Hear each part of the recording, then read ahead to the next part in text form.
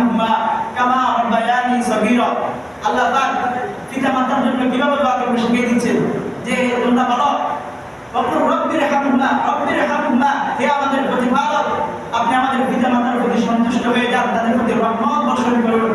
কামা রাব্বায়ানি সগীরা, ছোটবেলায় শৈশবে যেভাবে তারা আমাদেরকে লালন পালন করেছে সেভাবে আপনি তাদেরকে লালন পালন করুন। সুবহানাল্লাহ, আল্লাহ পাক দোয়া শিখিয়ে দিচ্ছেন। আমি যদি আমার পিতামাতা আমার প্রতি যে ইহসান করেছে, অনুগ্রহ করেছে, এমনও বলা হয়েছে যদি আপনার শরীরের চামড়া কষে যদি জুতা বানিয়ে যদি পিতামাতার পায়ে করতে দেওয়া হয়, তাহলে পিতামাতার যে ঋণ আপনার কাছে রয়েছে ওই ঋণ কখনো শোধ হবে না।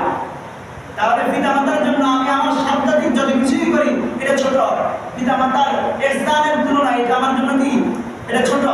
এই জন্য বলা হয়েছে ছোট ছোট তাদের জন্য দোয়া করার জন্য, কারণ আপনি তাদের জন্য সবকিছু করে পারবেন না।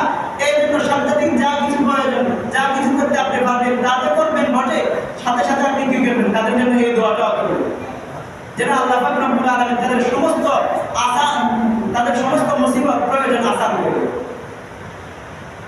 আল্লাহ রাব্বুল আলামিন এই পর্যন্ত পিতামাতাদের হক সম্পর্কে যা কিছু বললাম, আল্লাহ পাক রব্বুল আলামিন আমাদের সবাইকে তা যথাযথভাবে আদায় করার তৌফিক দান করুন। সকলে বলে আমিন। তারপরে আল্লাহ পাক রব্বুল আলামিন যেন আমরা সব সময় আমাদের মুরব্বি যে বাবারা আছে, দাদারা আছে, তাদের থেকে আমরা দোয়া নিতে পারি। আল্লাহ পাক যেন তাদের থেকে দোয়া নিয়ে আমরা উপকৃত হয়ে যাই। সবসময় এটা আল্লাহ পাকের কাছে দোয়া করবেন। আল্লাহ পাক ইনশাআল্লাহ।